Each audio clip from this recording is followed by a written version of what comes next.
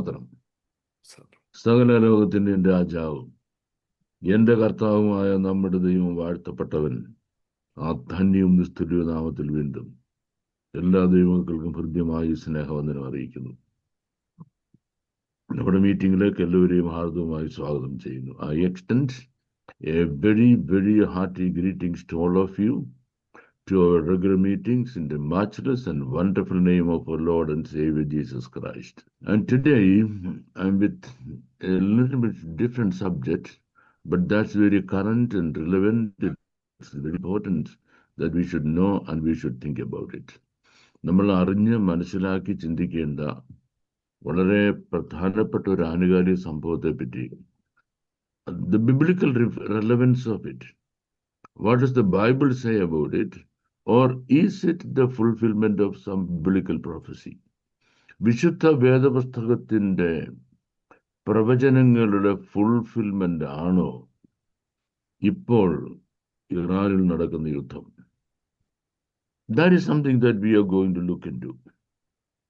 I don't think it's a very, very soul-stirring and inspiring subject that people will be interested in listening to. നിങ്ങൾക്ക് വളരെ soul stirring ആയ, inspiring ആയ ഒരു topics ആയിരിക്കണമെന്നില്ല. Whether we like it or not, whether we are interested in it or not, a few things that our blessed Lord will be chiding us if we are not careful about it. നമുക്ക് ഇഷ്ടമുണ്ടെങ്കിലും ഇല്ലെങ്കിലും ചില കാര്യങ്ങൾ നമ്മൾ ശ്രദ്ധിച്ചില്ലെങ്കിൽ നമ്മുടെ വാഴ്ത്തപ്പെട്ട കർത്താവ് നമ്മളെ വഴക്ക് പറയും. The Lord will be chiding us. He will find fault with us if we don't listen to a few things, whether we like it or not. And one of them is the ups and downs in things that are happening currently in the world in which we are living. നമ്മുടെ വാഴ്ത്തപ്പെട്ട കർത്താവ് നമ്മളെ വഴക്ക് പറയുന്ന ഒരു കാര്യം, നമ്മൾ താമസിക്കുന്ന കാലഘട്ടത്തിൽ സംഭവിക്കുന്ന കാര്യങ്ങളെ പറ്റി നമ്മൾ മനസ്സിലാക്കാതിരിക്കുന്നതാണ്. In the gospel according to Luke, our blessed Lord is chiding his disciples, saying, when you look at the sky and see the change in the sky, you know there is a seasonal change coming. ആകാശത്ത് നോക്കുമ്പോൾ നിങ്ങൾ seasonal change മനസ്സിലാക്കാൻ കഴിയും. So you know the change in the season by looking at the sky. But why are you not able to discern the time in which you are living? Why you cannot discern the time in which you are living? നിങ്ങൾ ജീവിക്കുന്ന കാലഘട്ടത്തെ വിവേചിക്കാൻ കഴിയാത്തത് എന്ത്? Why does our blessed Lord speak like that? Because there are different ways in which or through which the Lord is speaking to his people. There are different ways in which the blessed Lord is speaking to his people. തന്റെ ജനത്തോട് നമ്മുടെ വാഴ്ത്തപ്പെട്ട കർത്താവ് വ്യത്യസ്തമായ രീതിയിൽ സംസാരിക്കുന്നു. See, for example, now we have the written word through which the Lord speaks to us. But look at the believers who lived in the first 4 centuries.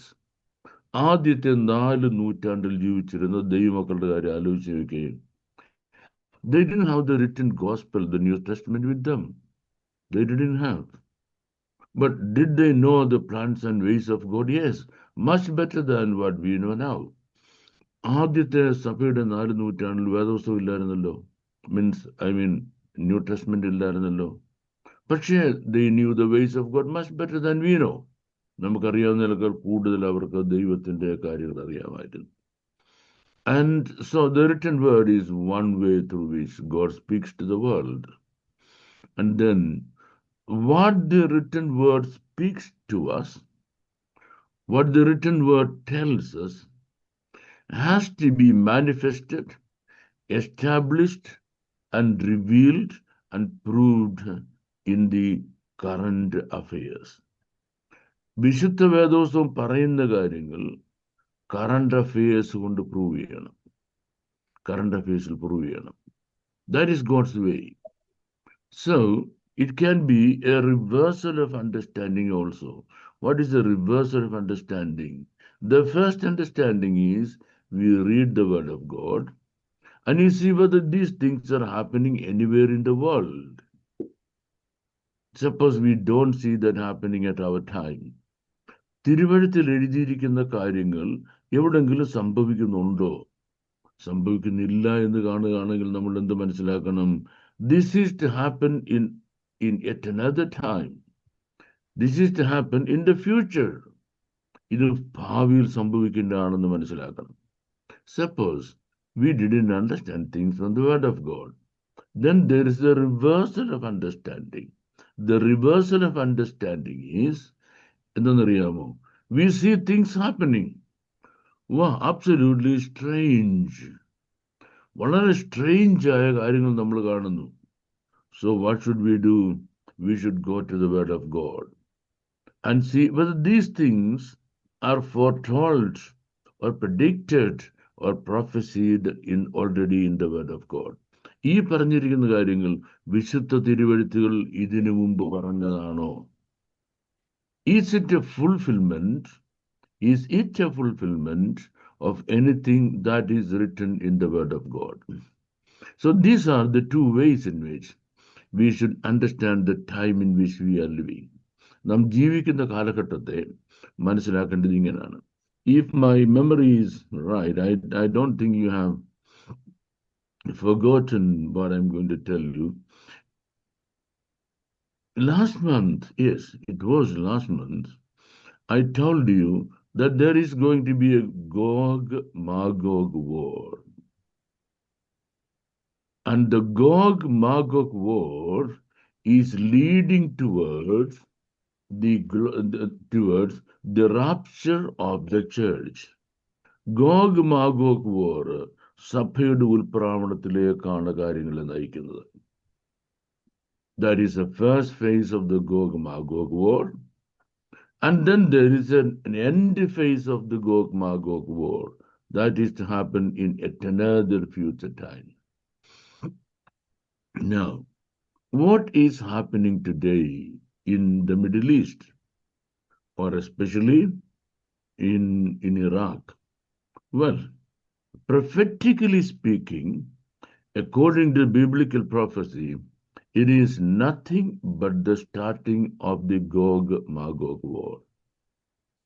Why should I say it is the starting of the Gog-Magog war? But that too partially, not completely. As I told you, the first phase is only the partial phase. The full phase is the last phase. Gog-Magog in the first phase ആണ് ഇതെന്ന് ഞാൻ നിങ്ങളോട് ഇപ്പം പറഞ്ഞു. So why did I say that? Do I have any reason to say that? How could I biblically or prophetically prove it? So, biblically and prophetically, when we look at it, there is a list of nations that should be involved in the war. There is a list of nations to be involved in the war. And that short list of nations, their name is given in Ezekiel chapter 38 and chapter 39. Ezekiel chapter 38 and 39 are list of nations in the പേര് പറഞ്ഞിട്ടുണ്ട്. Almost half of that nations are already in this war. Half of that nations are already in this war. That is the first reason why I say this is the starting of the Gog-Magog war. And the second reason, where is the purpose leading towards? Where is the purpose leading towards? ഇതിന്റെ purpose എന്താണ്? Well, one of the purposes behind this war is economic motives. One of the purposes behind this war is economic motives. Economic motives ആണ് ഇതിന്റെ പിന്നിലുള്ള ഒന്ന്. Look, there has already started oil crisis in the world. There has already started oil crisis in the world. And what's going to happen? Some nations have access to oil and some others have no access to oil. There comes a time, a group of nations, if they should exist on earth, they should have free access to natural resources like natural gas and oil resources. Natural gas, oil resources. So they look around and see where they can get that from. And then they come to realize, even ഇത് എവിടെ നിന്ന് കിട്ടും എന്ന് അന്വേഷിച്ച് വരുന്ന ഒരു സാഹചര്യത്തിന്റെ starting point ആണ് നമ്മളിപ്പോൾ കാണുന്നത്. The starting point we are seeing now. And as it progresses, we will come to know that a good number of nations, a large part of the world, will face economic crisis because of the non-availability of oil and natural gas. ഓയിലിന്റെയും natural ഗ്യാസിന്റെയും non availability, അസുലഭ്യത കാരണം ഒരു majority nations will suffer. Now there will come a question, what is the solution? What is the solution? Where can we get it from? Well, people look at Canada. Kata Pastor.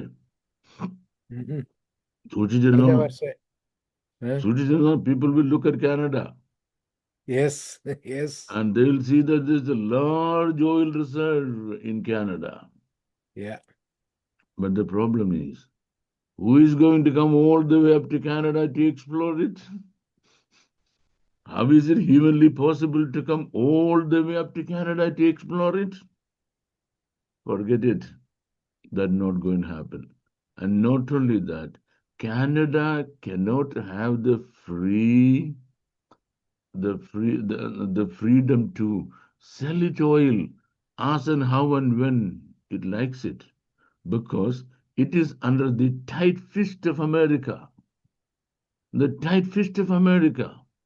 America ഇങ്ങനെ കഴുത്തിന് പിടിച്ച് വെച്ചിരിക്കുകയാണ്. അവർ വിട്ടുകൊടുക്കാതെ കാനഡയ്ക്ക് ഒരു രക്ഷ പറ്റത്തില്ല. They can't do it. Okay. And then where else is it? Where is easy access? There is a tiny little nation with only limited number of people, and they got the resource that can supply to the whole world. രണ്ട് കാര്യം നിങ്ങൾ ശ്രദ്ധിച്ചോണേ. ഒന്ന്, one of the specialities of Israel is it is so small a nation, you know that, in population as well as in size. But then its trade and commerce facilities are such that it has the possibility of making its resources reach the farthest end of the world faster than any other nations can do it. ഞാനൊന്നൂടെ പറയാൻ പോവാണ്. കാനഡയിൽ ഒത്തിരി ഓയിലുണ്ട്. അത് നമ്മുടെ ഇന്ത്യയിൽ എത്തിക്കാന്നുണ്ട്. ഇന്ത്യയിലേക്ക് എത്തിക്കുമ്പോഴത്തേക്കും ഒരു കാലമാകും, നടക്കത്തില്ല. But currently, Israel is producing fruits and vegetables for the whole planet. Not for the Middle East only, or not for the Asian countries only, the whole planet. And not only that they're producing, they have the mechanism, the trade mechanism, the commercial mechanism of making it reach the whole world in no time.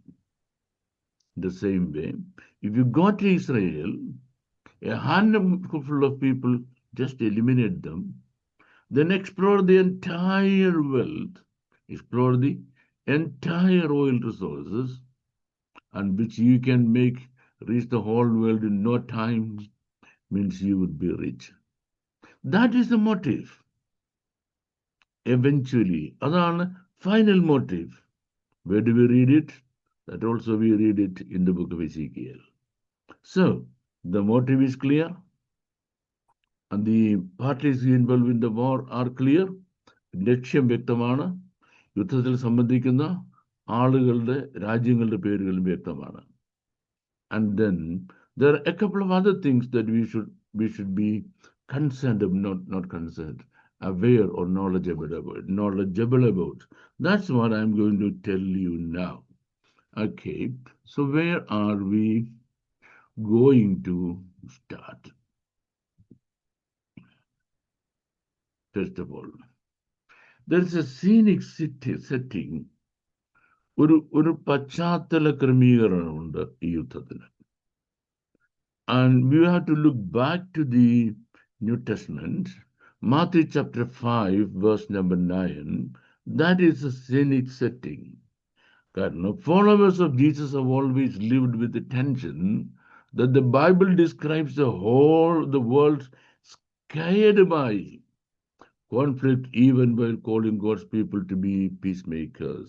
ദൈവത്തിന്റെ ജനത്തെ പീസ്മേക്കേഴ്സ്, സമാധാനം ഉണ്ടാക്കുന്നവർ എന്ന് വിളിക്കുമ്പോൾ തന്നെ Matthew chapter 5 verse 9 പറയുന്ന അനുസരിച്ചാണെങ്കിൽ യുദ്ധം കൊണ്ട് തകർന്നു പോകുന്ന ഒരു ലോകം നാം നമ്മുടെ മുമ്പിൽ കാണുമെന്ന് മാത്യു ചാപ്റ്റർ 5 verse 9 പറഞ്ഞിരിക്കുക. മാത്യു ചാപ്റ്റർ 24 verse 6 പറഞ്ഞിരിക്കുന്നു, the fresh hostility is now erupting between Israel and Iran, shock our hearts. Israel ഇറാനും തമ്മിൽ ഇപ്പൊ നടക്കുന്ന യുദ്ധം കാണുമ്പോൾ നമ്മൾ പേടിക്കുക. Yet they do not surprise scripture which depicts war as recurring features of a fallen creation. അപ്പം നമുക്ക് അത് അത്ഭുതമായിട്ട് തോന്നുകയാണെങ്കിലും വിശുദ്ധ തിരുവെഴുത്തുകൾക്ക് അത് സർപ്രൈസ് അല്ല. കാരണം because this happens, why? Because a good number of people have fallen away from God's great plan for them. ദൈവത്തിന്റെ പദ്ധതിയിൽ നിന്ന് ഒരു വലിയ വിഭാഗം ആളുകൾ വീണുപോയി എന്നുള്ളതുകൊണ്ട് ഇത് നമ്മൾ പ്രതീക്ഷിക്കണമെന്ന് മത്തായി 24:6 പറഞ്ഞിട്ടുണ്ട്. Then when we come to Daniel 4:17, instead of yielding to fear, we can turn to the word of God for a perspective, remembering that the Most High rules in the kingdom of men.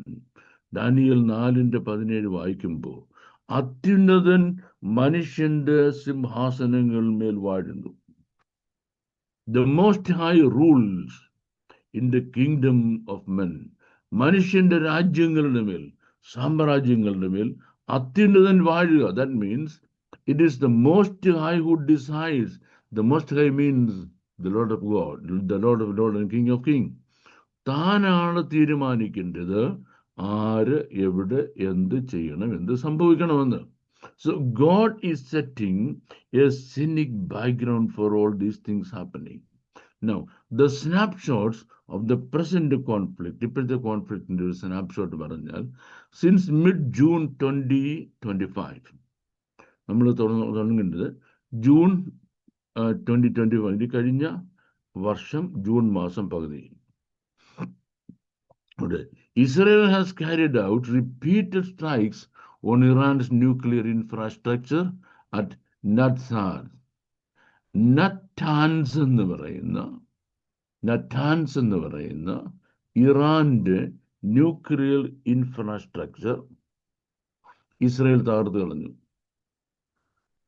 നറ്റാൻസില്, ഇഷ്ഫാൻസില്, കൊന്ദാബില്, ആരാക്ക് എന്ന് പറയുന്നത് heavy water reactor അവിടെ കൊണ്ടുപോയി Israel ബോംബിട്ട് ഇത് മുഴുവൻ നശിപ്പിച്ചു. Iran has replied with the waves of ballistic missiles, drones. ഒരുപാട് ballistic മിസൈൽസും ഡ്രോൺസും കൊണ്ട് Iran തിരിച്ചടിച്ചു. അതിലൊരെണ്ണം, one of which hit Soroka Medical Center in Beersheba and wounded hundreds. ബേർഷബയിലെ സൊറോക്ക മെഡിക്കൽ സെന്ററിൽ വന്ന് ഇതിൽ ഒരെണ്ണം വീണിട്ട് 100 കണക്കിന് ആളുകളെ അത് hurt ചെയ്തു, wound ചെയ്തു. These facts remind us that prophetic scriptures speak to real nations and real bloodshed, not abstract ideas. So when we read that, when we see this incident happening, നമ്മൾ എന്താ കണ്ടത്? Prophetic scriptures speak to real nations. ശരിക്കും രാജ്യങ്ങളോട് സംഭവിക്കാൻ പോകുന്ന blood ഷെഡിനോട് പറ്റി ദൈവം സംസാരിക്കുക. Yet prophecy also pushes God's people beyond headlines towards eternal purpose. So that's the first thing to understand. God's people are pushed forward. ഈ വാർഫെയറിൽ നമ്മൾ മനസ്സിലാക്കേണ്ടത് ദൈവത്തിന്റെ ജനത്തെ മുന്നോട്ട് പുഷ് ചെയ്യാം. എങ്ങോട്ട്? Towards eternal purpose. ദൈവത്തിന് അവരെ പറ്റി ചില ഇറ്റേണൽ പർപ്പസ് ഉണ്ട്. ആ ഇറ്റേണൽ പർപ്പസിലേക്കാണ് അവരെ കൊണ്ടുപോകുന്നത്. അപ്പം Israel and Persia in the scripture, വിശുദ്ധ തിരുവെഴുത്തുകളിൽ ഇസ്രയേലും പേർഷ്യയും. Long before Iran existed, Iran എന്ന പേരിൽ ഒരു രാജ്യം നിലവിൽ വരുന്നതിന് എത്രയോ വർഷങ്ങൾക്ക് മുൻപ്, long before Israel existed, sorry, Iran existed, the Bible spoke of Persia. Bible ഒരു രാജ്യത്തെ പറ്റി പറയുന്നുണ്ട്. What's the name of that nation? The name of the nation is Persia. ബൈബിളിൽ ഒരു പേർഷ്യയെ പറ്റി പറയുന്നുണ്ട്. നമ്മുടെ കഴിഞ്ഞ ക്ലാസ്സുകളിലൊക്കെ I believe most of wood have heard my explanation about Persia. Okay, that existed thousands of years before what we now see as Iran has come forward. And what's the peculiarity of it? What are the things that we should learn from this nation called Persia? ഇതാണ് ancient name. When Ezra returned from exile, a Persian king financed the rebuilding of the temple. എസ്രായുടെ പുസ്തകം 6-ാം അധ്യായത്തിന്റെ 3 മുതൽ 5 വരെ. Ezra chapters, book of Ezra, prophecy of Ezra, chapter 6, verses number 3 to 5. I'm telling you all these references. We have no time to read it. That's why I just go through the reference only. Okay. There we see a Persian king is financing the rebuilding of the temple of Jerusalem. A Persian king is financing the rebuilding of the temple of Jerusalem. So what is the relation like? That's where we are going to start with. What's the relation like? That's where we are going to start with. Listen to me.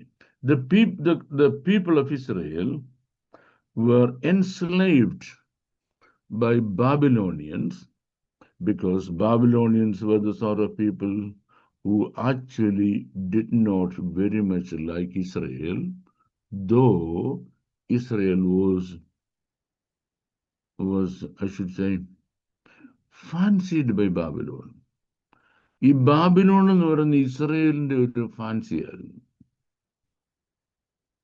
നമ്മൾ lateral പാർട്ടിൽ അത് കാണുന്നത്. But Babylonians did not like Israel. They always worked against God's plan for Israel. ഇസ്രയേലിനെ പറ്റി ഉള്ള ദൈവത്തിന്റെ പദ്ധതിക്ക് എതിരായിട്ട് പ്രവർത്തിച്ചവരാണ് Babylonians. You can ask me, what is that purpose? The purpose was the temple of Jerusalem should exist.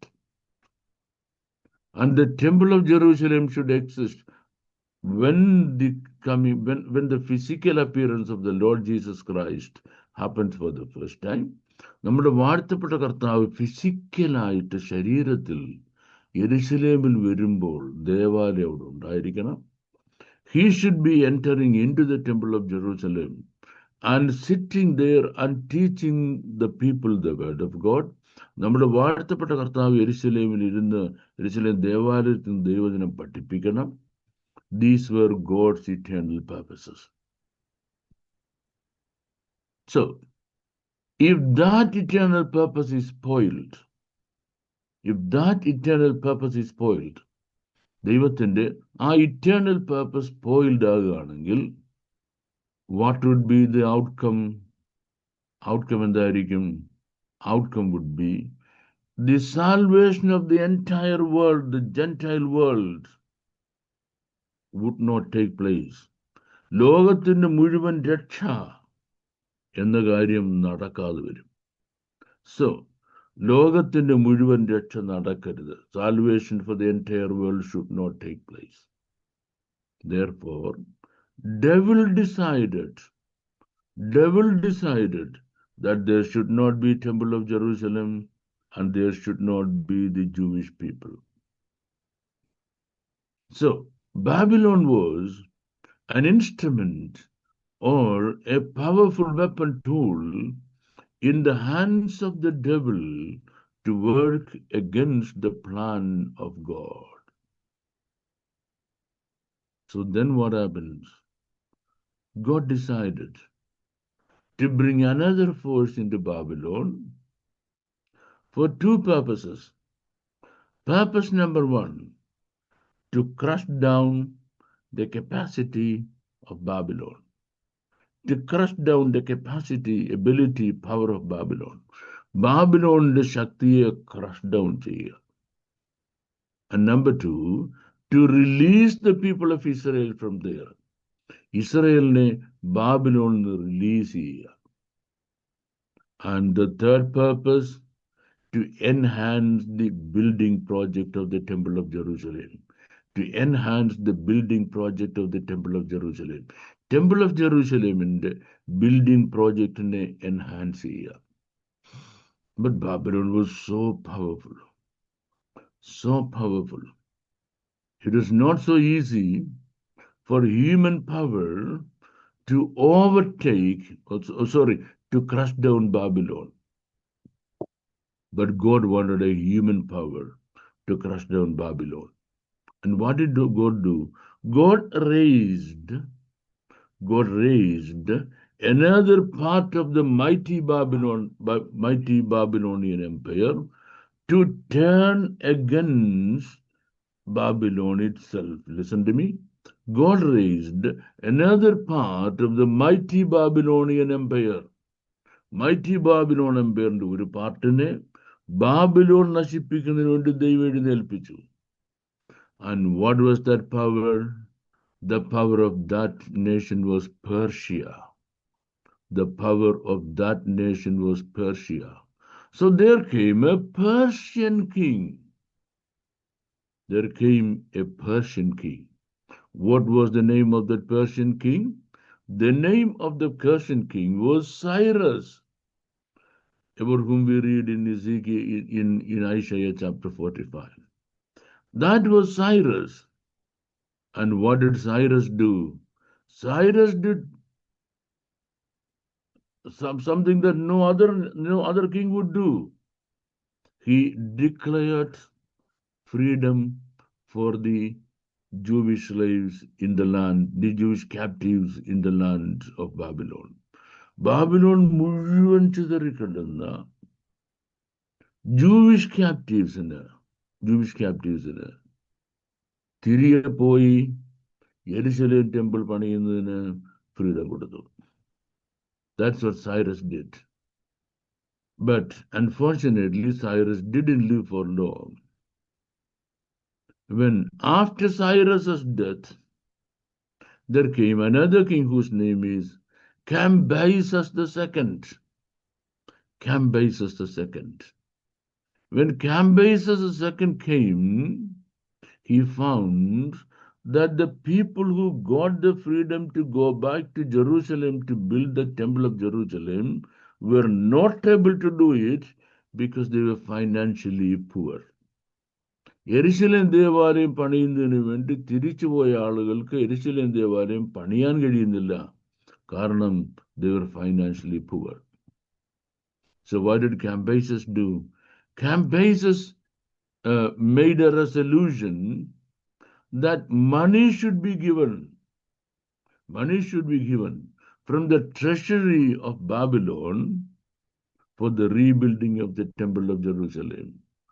How should money be given? Number one, every single individual who was participating, who was actively working in the temple rebuilding project, should be given a decent salary from Babylon. Wow, that's fantastic, isn't it? യെരുശലേം ദേവാലയം പണിയുന്നതിന് വേണ്ടി ഏർപ്പെടുന്ന എല്ലാ ആളുകൾക്കും ബാബിലോണിലെ ട്രഷറിയിൽ നിന്ന് salary കൊടുക്കണം തീരുമാനിച്ചു. ആരെ? Cambyses II.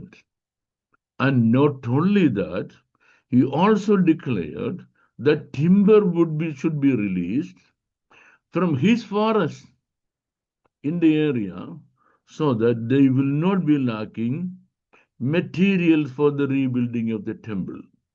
കാരണം വ്യത്യസ്തമായ wood വേണം. Even what you call sandalwood was needed. A lot of sandalwood was needed. A lot of pine wood was needed. A lot of precious wood was needed for the rebuilding of the temple of Jerusalem, which the poor people had no access to. ഇത്രയും precious ആയ metal കൊണ്ടുവരുന്നതിന് വേണ്ടി ഇവർക്ക് ഒരു ആക്സസും ഇല്ല യഹൂദന്മാർക്ക്. So he released orders so that the timber could be collected from his forest. Okay. And thirdly, because the whole region was under the Babylonian rule, there was political protection given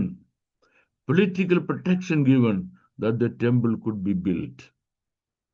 Yes, the temple was built. And that was the temple that paved the way for the large temple of Herod, into which our blessed Lord came during the time when the blessed Lord was on this earth. ഈ ടെമ്പിളാണ് അത്. ഇയാൾ പറഞ്ഞ ഈ ടെമ്പിളാണ് സെരുബാബേലിന്റെ ആലയം എന്ന് പറയും. നമ്മുടെ വാഴ്ത്തപ്പെട്ട കർത്താവ് വരുന്ന സമയത്തുള്ള വലിയ ടെമ്പിളിന്റെ മുന്നിൽ പ്രവർത്തിച്ചത്. This is one historical background. Well, there is background beyond that, which I'm not going to go to that now because we don't have that much of time. And thereafter, Babylon was a supporting force. Babylon was a supporting force, giving supplies and resources to Israel for a long time. I can't say Babylon, take that as Persia. Persia was a supporting force.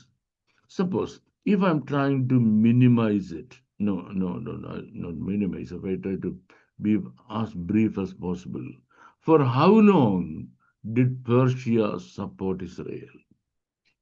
For how long did Persia support Israel? I'll tell you a little bit of history. Later on, when the Romans turned against Israel and eventually wiped out Israel from the land of Israel between AD 130 and 135. AD 130യും 135ക്കും ഇടയ്ക്ക് ഇസ്രയേലിനെ പൂർണ്ണമായിട്ട് Israel ദേശത്ത് നിന്ന് romance wipe out ചെയ്തപ്പോൾ, who gave them support and a hiding place and a place to live? ഇവർക്ക് താമസിക്കാൻ സ്ഥലം കൊടുത്തത് ആരാ? Who gave them place to live?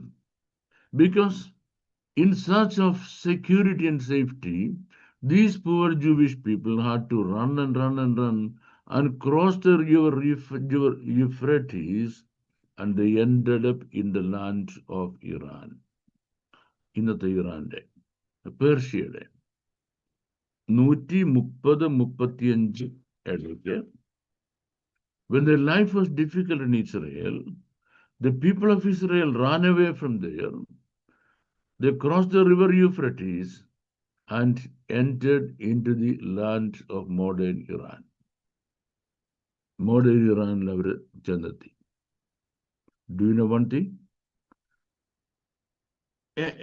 A small number of, a remnant of Jews whose forefathers had come to live in Iran are still living in Iran now. അന്ന് ഇറാനിൽ ഓടിയെത്ത ആളുകളുടെ ഫോർഫാദേഴ്സിന്റെ ഒരു ചെറിയ remnant ഇന്നുകൊണ്ട്.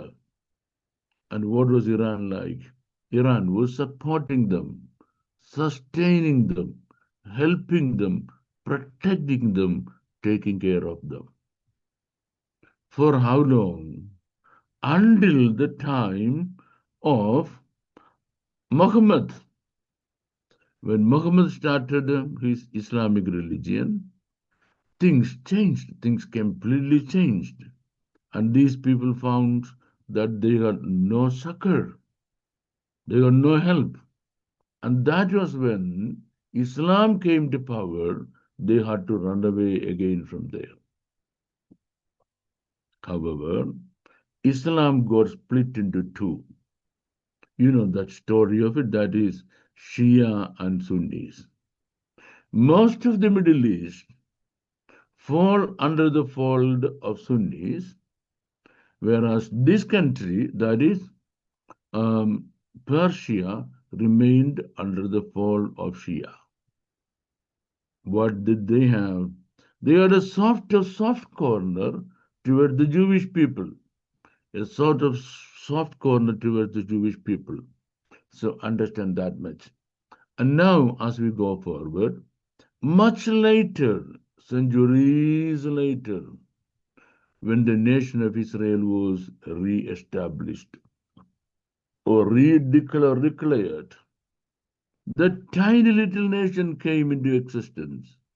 That very tiny little nation came into existence with zero resources. മനസ്സിലായിക്കോണേ, with zero resources. ഒരു റിസോഴ്സും ഇല്ലാതെ Israel എന്ന ഈ കുഞ്ഞു രാജ്യം നിലവിൽ വന്നപ്പോൾ it was 1948. Technology had developed quite a lot. And no nation could be existing without the availability of oil or access to oil.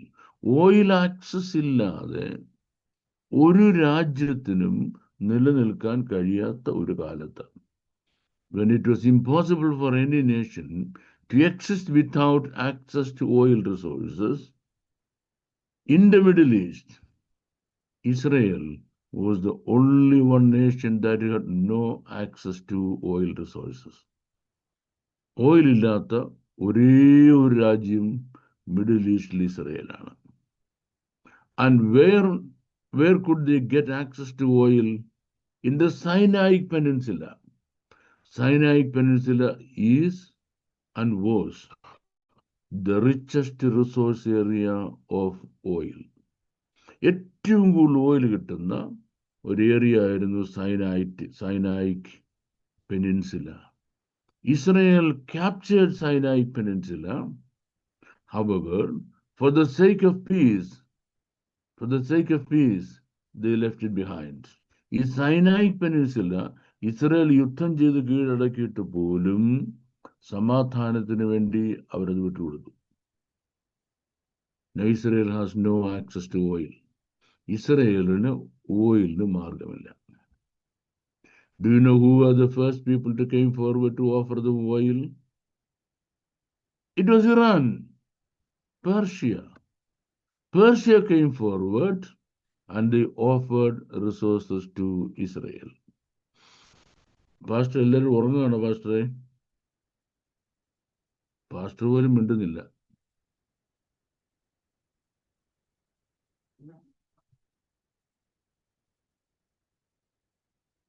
ഇനിയിപ്പോ എന്താ ചെയ്യാ? I see one hand moving. Sorry പാസ്റ്ററെ, ഞാൻ അൺമ്യൂട്ടഡ് ആയിരുന്നു, അതുകൊണ്ടാ കേൾക്കാൻ. ആരാ പാസ്റ്ററോട് അങ്ങനെ ചെയ്തത്? ഞാൻ വിചാരിച്ചു ഇവിടെ പാസ്റ്ററെ പോലും നമ്മുടെ ക്ലാസ്സിൽ മ്യൂട്ട് ചെയ്തോളെന്ന് പറഞ്ഞപ്പോ ബാക്കിയുള്ള സ്ഥിതി ആലോചിക്കുക പാസ്റ്ററെ. ഇനി എന്തോ സംഭവിക്കാൻ ബാക്കിയുള്ളത്? Okay, this part of the story you should be always keeping in your mind. Iran opened its natural resources, gas and everything, to Israel. This started in 1948 and it continued till 1979.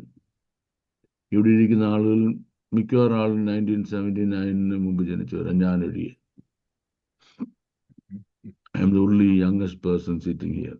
Everybody else 1979 ഒക്കെ നമുക്ക് ഓർക്കുന്നുണ്ട്. In the year 1979 was the Islamic Revolution in Iran.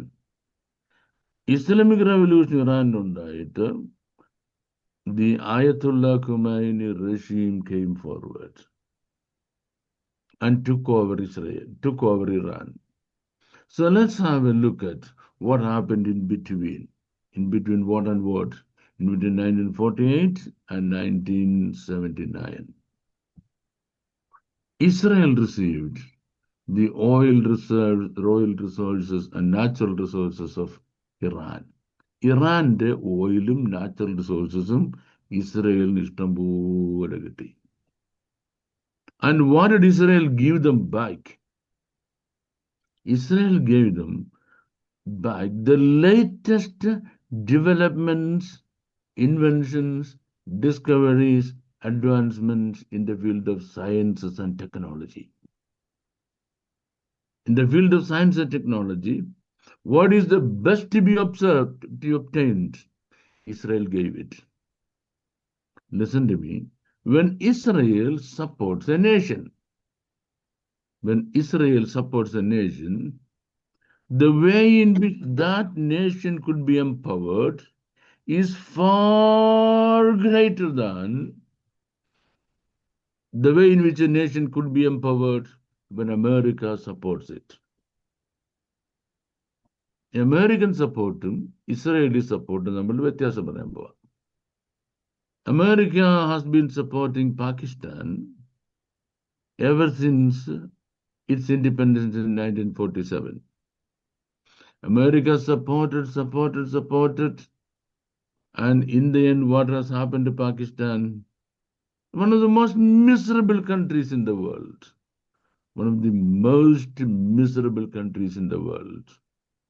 That's the way in which America supports. It knows how to what do you call, drive out all the inner nerves of a nation. രാജ്യത്തിന് inner nerve ഉണ്ടല്ലോ, അത് മുഴുവൻ drain out ചെയ്യാൻ America അറിയാം. But Israeli support is the other way around. Israel empowers, strengthens, shares its technologies and advancement in sciences. Consequently, what happened? The Islamic world, listen to me, that is largely against sciences, technologies, and modern educations and inventions and advancement in science and technology, when that has undone the ancient development of wisdom, knowledge, sciences in the Persian land, Israel came and replaced it. റാഷികൾ പറയാൻ പോണേ, സയൻസസും ടെക്നോളജീസും ഏറ്റവും കൂടുതൽ ancient വേൾഡിൽ develop ചെയ്തത് ഈ പേർഷ്യയിലാണ്. Remember the great Babylonian University where even Daniel was taken to for the highest education? അത് മുഴുവൻ എങ്ങനെ നഷ്ടമായത് പിന്നെ? Because of the takeover of Islam. ഇസ്ലാമിന്റെ ടേക്ക് ഓവർ കൊണ്ട് തകർന്നു പോയത് ഇത് മുഴുവൻ റീബിൽഡ് ചെയ്ത ഏറ്റവും നല്ല universities, science studies, technological development ഇതെല്ലാം ഇറാനിൽ തിരിച്ചു കൊണ്ടുവന്ന് വെച്ചു. ആര്? With the help of Israel. You will ask me, what is the evidence for that? Evidence I am going to tell you. Thousands and 10,000 students from India, Kashmir, all over North India, are going to Iran for their higher studies in medical fields, in engineering fields, in technologies. Now the war has started. They are trapped there. ഈ വാർ തുടങ്ങിയപ്പം അവർക്ക് India തിരിച്ചു പോകാൻ കഴിയുന്നില്ല. ബ്രിട്ടനിലേക്ക്, അമേരിക്കയിലേക്ക് higher studies in students പോകുന്ന പോലെ, as students go to Britain and America for higher studies, in the same way, if people from India and Pakistan and Afghanistan and nearest Asian countries are going to Iran for their higher studies in the field of medical sciences, what does it mean? It means Iran has that high level of universities. Now the question, who were behind this development? It is nobody but the nation of Israel. The nation of Israel was behind it. That's how it developed. And what did they do? They wanted to empower themselves, and Israel was ready for it. Listen to me. Iran wanted to empower themselves, and Israel was ready for it. And that's where they were able to empower themselves with missile technology, intercontinental ballistic missiles, drones, and all the other missile technologies. They were able to obtain and they were able to amass it.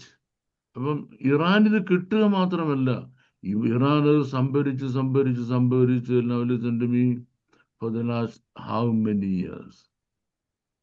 Ever since 1948, listen to me, ever since 1948, it has manufactured more missile warheads than any other nation in the region has developed. ആ റീജിയനിൽ മറ്റാരെങ്കിലും develop ചെയ്തതിനെക്കാട്ടിൽ ഇഷ്ടംപോലെ missile warheads, nuclear missile warheads ആരെ develop ചെയ്തു? Iran develop ചെയ്തു. ഏതുവരെ? till 1979.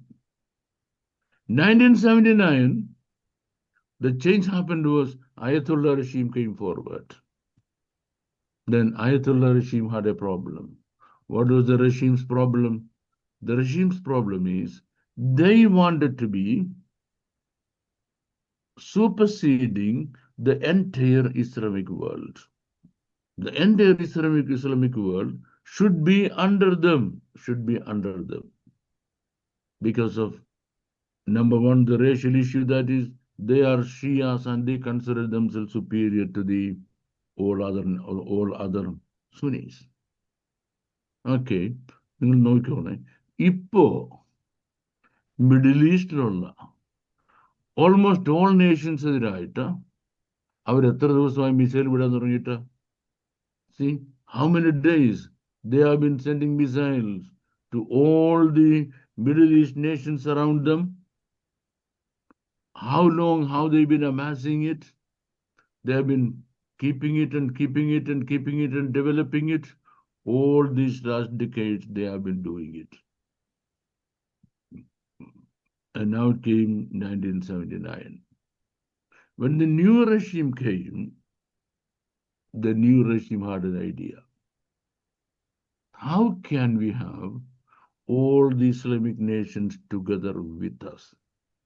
What is the one motive, one sentence, one slogan that will hold all the quarreling, bickering, and fighting Islamic nations together?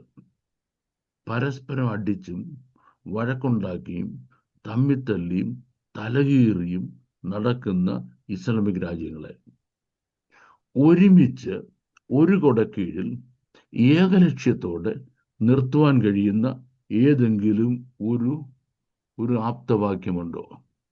Is there one slogan, one motive, one aim, or is one purpose that can hold all the Islamic nations together?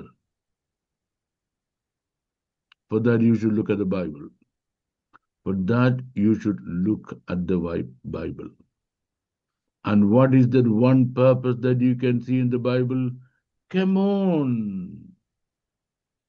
Let us wipe out Israel from the surface of the world so that they will not be a nation again. വരുവീൻ, Israel ഒരു ജാതിയായി എതിരിക്കാതെ വണ്ണം നാം അവരെ ഭൂമിയുടെ മുഖത്തു നിന്ന് തുടച്ചു കളയുക. So, whose purpose and motive is it? Can you tell me whose purpose and motive is it? That is the purpose and motive of the devil. That's the purpose and motive of the devil, because devil wants to shatter God's purpose with regards to Israel first. God's plans with regards to Israel first. ഇസ്രയേലുമായി ബന്ധപ്പെട്ട ദൈവത്തിന്റെ പദ്ധതികളെ ആദ്യം shatter ചെയ്യുക. If God's plans and purposes and programs with regard to Israel is shattered,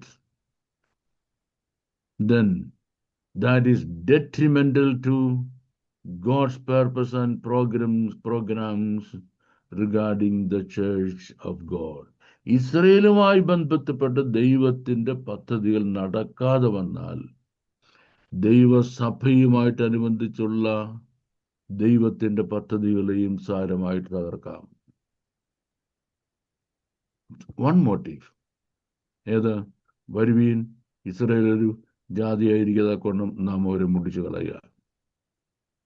And how many times have we heard it? Have we heard it on the world surface? എത്ര പ്രാവശ്യം നമ്മൾ ലോകത്തിന്റെ സർഫസിൽ കേട്ടതാണ്? I have told you so many times. The first time this war cry came was in Egypt. The first time when we heard it was in Egypt. And then in Psalms number 2, again we see the same cry being repeated. Now listen to me. Psalms 2 വായിച്ചോണം. വരുവിൻ, Israel ഒരു ജാതിയായിരിക്കണം, നാം അവരെ മുടിച്ചു കളക എന്ന് പറയുന്നത്. It's a prophecy, and that prophecy is being fulfilled today in our time. Israel ഒരു ജാതിയായിരിക്കണം, നാം അവരെ മുടിച്ചു കളയെന്നുള്ള സാംസ് നമ്പർ 2 പ്രോഫസി ഇപ്പൊ നടന്നുകൊണ്ടിരിക്കുന്നതാണ്. And again, in Psalms 83 verse 3, we see the same slogan. 83-ാം സങ്കീർത്തനത്തിന്റെ 3-ാം വാക്യത്തിൽ ഇതേ സ്ലോഗൻ നമ്മൾ കാണുന്നുണ്ട്. വരുവീൻ, come on, let us destroy Israel so that they shall not be a nation again. Israel ഇരിക്കാതെ വണ്ണം നാം അവരെ പിടിച്ചോളൂ. എവിടെ? Psalms 83. And when is that going to happen? That is going to happen once the church is in glory. സഭ ഭൂമിയിൽ നിന്ന് എടുക്കപ്പെട്ട് കഴിയുമ്പോൾ, when the Harmageddon war is to take place, Harmageddon യുദ്ധം നടക്കാൻ നേരത്ത്, this cry will be repeated. And that's when it is going to be fulfilled. Which one? Psalms 83. And now, a number of years ago, Ayatollah Khomeini raised the same cry. Not only that, Ayatollah Khomeini ആ cry എടുത്തു വിട്ടെന്ന് മാത്രമല്ല, he went on saying, come on, let us wipe out Israel from the world map. They wanted to create a world map where there is no spot to be written Israel. Israel എന്ന പേര് എഴുതാൻ ഇടമില്ലാത്ത ഒരു world map ഉണ്ടാക്കാം. Whose dream was it? That was the dream of Ayatollah Khomeini. And that dream had to be shattered because it came before time. Ayatollah Khomeiniയുടെ ആ dream shatter ചെയ്യുന്നുള്ളത് ദൈവത്തിന്റെ പർപ്പസാണ്. God's purpose. Why it is God's purpose that it should be shattered? Now, without me explaining. ഞാൻ explain ചെയ്യാതെ ഇപ്പം നിങ്ങൾക്ക് മനസ്സിലായി that the assassination of Ayatollah Khomeini was a prophetic inevitability. I'm going to tell you once again, the assassination of Ayatollah Khomeini was a prophetic inevitability. പ്രവചനത്തിന്റെ അനിവാര്യമായ ഇനവിറ്റബിളായ ഒരു കാര്യമായിരുന്നു Ayatollah ഖൊമേനിയുടെ assassination എന്ന് പറയുന്നത്. What is the reason? Reason is simple. Israel has to exist. Reason is simple. Jerusalem has to exist. Reason is simple. God's people have to exist. When I say God's people, God's ancient people. Israel എന്ന രാജ്യം അവിടെ നിലനിൽക്കണം. Israel എന്ന ജനത അവിടെ നിലനിൽക്കണം. And Jerusalem has to exist. When all these things are taken seriously into consideration, then there is only one option. And what is that one option? That one option is to annihilate or wipe out Ayatollah Khomeini's regime. And now there is a question: where is this war leading to, and where is it going to end? And what has it got to speak about our destiny? Where it is going to, and what has it got to say about our destiny? Well, that you should understand. I don't think you will understand. We have to study from the development every day. The first development is the Khomeini regime, or otherwise called the Islamic regime, going to exist in Iran. Islamic regime ഇറാനിൽ ഇനി നിലനിൽക്കുമോ? We can simply say no. We can simply say no. But it will take its own time, but it will not exist. എന്തുകൊണ്ടാണ് ഞാൻ exist ചെയ്യത്തില്ലെന്ന് പറയാൻ ശ്രദ്ധിച്ചോണം. എളിയവരുടെ പീഠയും ദരിദ്രന്മാരുടെ ദീർഘനിശ്വാസം നിമിത്തം ഇപ്പോൾ ഞാൻ എഴുന്നേൽക്കും, രക്ഷയ്ക്കായി കാംക്ഷിക്കുന്നവരെ ഞാൻ അതിലാക്കും. That's how Psalms number 12 ends. Psalms number 12 ends. Because of the persecution of the poor, and because of the whims of the persecuted, I will rise up, and I will bring salvation unto those who are craving for it, who are desiring for it. എളിയവരുടെ പീഠയും ദരിദ്രന്മാരുടെ ദീർഘനിശ്വാസം നിമിത്തം ഇപ്പോൾ ഞാൻ എഴുന്നേൽക്കും, രക്ഷയ്ക്കായി കാംക്ഷിക്കുന്നവരെ ഞാൻ അതിലാക്കും. There is a majority population in Iran who are Christians. And there is a large population in Iran who are crying unto the Lord of heaven, Lord Jesus Christ. And there is a large number of underground and secret churches in Iran that are asking the Lord Jesus Christ to intervene. ഞങ്ങളുടെ വിഷയത്തിൽ ദൈവമേ അങ്ങ് ഇടപെടണം. Lord, you should intervene in our issues. ഞങ്ങളുടെ വിഷയത്തിൽ അങ്ങ് ഇടപെടണം എന്ന് നിരന്തരമായി ദൈവത്തോട് പ്രാർത്ഥിച്ചുകൊണ്ടിരിക്കുന്ന ഒരു ലാർജ് മജോറിറ്റി ദൈവമക്കൾ ഇറാനിലുണ്ട്. Can God ignore their cries? Can God ignore their cries? God in heaven cannot ignore their cries. And now it's a question. We people who are sitting in different parts of the world, now you are listening to my talks, have we got any role in it? Have we got any role in it? We have to pray a prayer along with them.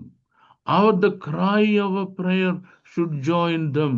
നമ്മുടെ പ്രാർത്ഥനയുടെ കരച്ചിലിന്റെ ശബ്ദം അവരുടെ കരച്ചിലിനോട് ചേരണം. എന്ത്? Lord in heaven, look down on the situation and you interfere into the situation. Bring justice to your people. Well, I'm not a fan of America, I tell you. There are some of my American students sitting in this class, they already know that I'm not a fan of America. Though I had many invitations to go to America in my good old days, I didn't go. I'm an American fan on that. Nor am I a fan of Trump.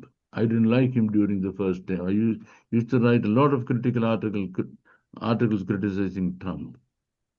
But I tell you one thing, God always uses people in his hand, empires in his hands, mighty powers in his hands, to bring deliverance, to to a small number of group of people who are crying unto him for justice. ജസ്റ്റിസിന് വേണ്ടി, നീതിക്ക് വേണ്ടി കരയുന്ന ഒരു ചെറിയ വിഭാഗം ആളുകളുടെ രക്ഷയ്ക്ക് വേണ്ടി ദൈവം വലിയ സാമ്രാജ്യത്വ ശക്തികളെ ഈ ലോകത്തിൽ ഉപയോഗിക്കും. So fortunately or unfortunately, I don't know, America is the mightiest imperialistic power in the world today. The mightiest imperialistic power in the world today. And when God uses Trump in his hands, for what purpose?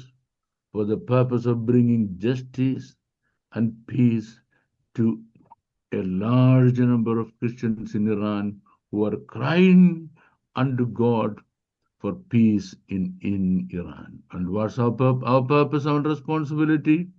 We can join them in prayer, telling God, intervene into the situation of Iran so that peace is established as quickly as possible. Why? Because the saintly shall not perish with the wicked. ദുഷ്ടന്മാരോടുകൂടി ദൈവമക്കൾ നശിക്കുവാൻ പാടില്ല. Okay, my talk is over today, and you may have some little time to ask questions if you have any. And if unfortunately, if it happens that I know the answer, I'll give you. I didn't prepare anything from what I didn't read anything from what I already prepared. May the Lord bless all of you abundantly, exceedingly. Praise the Lord. Praise the Lord. സാറേ, Yes. സാറേ, ഈ regime change ഉണ്ടാവുന്ന sir പറഞ്ഞല്ലോ, ഇറാനിൽ ഇപ്പോൾ ഉള്ള Islamic regime change Yes. ഉണ്ടാവും. അതിനെ നമുക്ക് ഈ വെളിപ്പാട് പുസ്തകം 13-ാം അധ്യായം 3-ാം വാക്യം, മരണകരമായ മുറിവേറ്റ മൃഗം, ആ വാക്യവുമായിട്ട് അതല്ല. അതല്ല. Okay.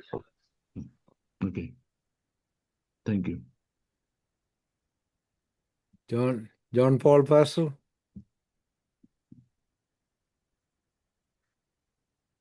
Praise the Lord, Yes. Pastor. Praise the Lord. രണ്ട് മൂന്ന് ക്വസ്റ്റ്യൻ ഉണ്ട്, ഒരെണ്ണം ചോദിക്കാം. ബാക്കി മറ്റുള്ള ചോദിക്കണ്ടേ? അതെ. ഈ ഇപ്പോ അതായത് വരുവിൻ നാം ഈ ഇസ്രായേലിനെ മുടിക്കാന്ന് പറഞ്ഞിരിക്കുന്ന സംഭവത്തിൽ ഈ 10 രാജ്യങ്ങളിലും ഉൾപ്പെടുന്നതാണ് ഇപ്പോൾ ഇറാൻ ആക്രമിച്ചുകൊണ്ടിരിക്കുന്ന പല രാജ്യങ്ങളും. അങ്ങനെയാണെങ്കിൽ ഭാഗികമായിട്ടേ ഉള്ളൂ, പൂർണ്ണമായിട്ടില്ല. പക്ഷേ ഈ അടി ഇങ്ങനെ തുടർന്നു കഴിഞ്ഞാൽ അപ്പൊ ഇപ്പൊ ഇറാനോടൊപ്പം ഇവര് നിൽക്കാനും ബുദ്ധിമുട്ടും. അങ്ങനെയാണെങ്കിൽ ഇതിന് ഒരു പെട്ടെന്നൊരു സൊല്യൂഷൻ വരത്തില്ലേ? വന്നിട്ട് കാരണം അങ്ങനൊന്നുമല്ല പാസ്റ്റർ, അങ്ങനൊന്നുമല്ല. കാരണം ഇപ്പൊ അവര് ഇറാനെ സപ്പോർട്ട് ചെയ്യുന്നു. അതിന്റെ റീസൺ ഞാൻ മുമ്പേ പറഞ്ഞ ഇക്കണോമിക് മോട്ടീവാണ്. ഇനി അത് കഴിഞ്ഞ് അവര് ഗോഗ് യുദ്ധത്തിന് മുമ്പ് ഈ നമ്മൾ പറഞ്ഞുകൊണ്ടിരിക്കുന്ന ഗോഗ് യുദ്ധത്തിന്റെ എൻഡിൽ 10 രാജ്യങ്ങൾ ഒരു കോൺഫെഡറേഷൻ ഉണ്ടാക്കും. കോൺഫെഡറേഷൻ ഉണ്ടാക്കിയിട്ട് അവർ തങ്ങൾ അധികാരം കുറെ കാലത്തേക്ക് മൃഗത്തിന് കൈമാറും എന്ന് വെളിപ്പാട് പുസ്തകത്തിൽ എഴുതിയിരിക്കുന്ന ആ പ്രവചനം നിവൃത്തിയാകും. അത് നമ്മൾ എടുക്കപ്പെട്ടതിന് ശേഷം, അല്ലെ നമ്മളുടെ ഉൽപ്രാവണവുമായി ബന്ധപ്പെട്ട് നടക്കുന്ന കാര്യമാണ്. Thank you sir. വെൽക്കം. അടുത്തായിട്ട് Please Sarama Anthony, because she has been long time seen and nobody is responding to her. Sumit, Sarama Anthony, please, you can unmute yourself and ask question. Sir, her mic is not connected. Okay, why did you disconnect her mic? I did not. I cannot ask her to unmute. To the best of my knowledge, you are the person who do such mischiefs in the class. Okay. In that case, Joseph Palamatta. Yes. Palametta. Yeah. Yes. Yes, Pastor. പക്ഷേ unmute ചെയ്താട്ടെ. അല്ല, ഞാൻ question അല്ല, പ്രയറിന്റെ സമയത്ത് unmute ചെയ്യാൻ നോക്കിയിട്ട് പറ്റുന്നില്ലായിരുന്നു. അപ്പൊ ആ സമയത്ത് Oh, we are so sorry, Pastor. We are so sorry. Unmute ചെയ്യത്തക്കൊണ്ട് ഒരു സൗകര്യം ഉണ്ടാക്കിയാൽ നല്ലതാ. കാരണം നമ്മൾ ശ്രമിക്കുമ്പോൾ ആ സമയത്ത് പറ്റാതെ വരുന്നു. അതേ All ഉള്ളൂ. right. Sumit, keep that in mind. The servant was God was not able to unmute himself when he was requested to pray. Keep that in mind. That such things shall not repeat. Okay. Now, who is the next person to ask question? Lisa George.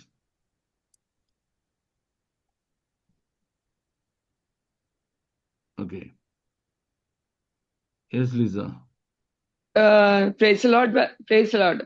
Praise the Lord. That's the Sinai Peninsula Israel capture ചെയ്ത് അത് എപ്പോഴാ വിട്ടുകൊടുത്താർ? Oil resources ഉണ്ടായിരുന്നത് അത് എപ്പോ, ഏത് വാറിനോട് ശേഷം? വാറിലാണോ അതോ 67 വാറില്. Thank you. പിന്നെ ഈ ഇപ്പൊ നടക്കുന്ന ഈ സിന്നിയും ഈ ഞങ്ങൾ ഇവിടെ താമസിക്കുന്ന ഈ സ്ഥലത്തെ ഇവിടെ അമേരിക്കന്റെ ആ സപ്പോർട്ട് നഷ്ടപ്പെടുത്തിയാൽ ഈ സിന്നി മുസ്ലിം ഷിയ മുസ്ലിം ഒന്നാകുമെന്നും കൊണ്ട് ആ ഇസ്ലാമിക് റെസൊല്യൂഷനെ കൂട്ടാൻ വേണ്ടിയാണോ ഇപ്പോഴത്തെ ഒരു, അങ്ങനെയും കൂടി ആണോ? അല്ലെങ്കിൽ പിന്നെ അമേരിക്കൻ സപ്പോർട്ടും ബേസ് ഉള്ളിടത്തോട്ട് കൂടുതലായിട്ട് വാറിലേക്ക് പോകുന്നുണ്ടല്ലോ? അത് ലോങ് ലാസ്റ്റിംഗ് അല്ല സിസ്റ്റർ, അത് റിപ്പർക്കഷൻസ് ആണ്. അത് ഇപ്പം റിയാക്ഷൻസ് അല്ല, അടിച്ചപ്പം തിരിച്ചടിച്ചു, റിപ്പർക്കഷൻ എന്നുള്ളതാണ്. കാരണം അങ്ങനെ വാർ പോകത്തില്ല, വാർ പോകാൻ പറ്റത്തേ ഇല്ല. കാരണം ഈ സുന്നി നേഷൻസിനെല്ലാം ആക്രമിച്ചുകൊണ്ട് ഇറാന് അവിടെ നിലനിൽക്കാൻ പറ്റത്തില്ല. അഥവാ അങ്ങനെ വരികയാണെന്നുണ്ടെങ്കിൽ ആ റഷീമിന്റെ തകർച്ച ഇമ്മീഡിയറ്റ് ആയിരിക്കും. റഷീം വിൽ ബി ഡിസ്ട്രോയ്ഡ് ഇമ്മീഡിയറ്റ്ലി. റഷീമിന് ഒരു സപ്പോർട്ട് ഇല്ല അവരും. Yes. Okay, thank you, sir. No problem.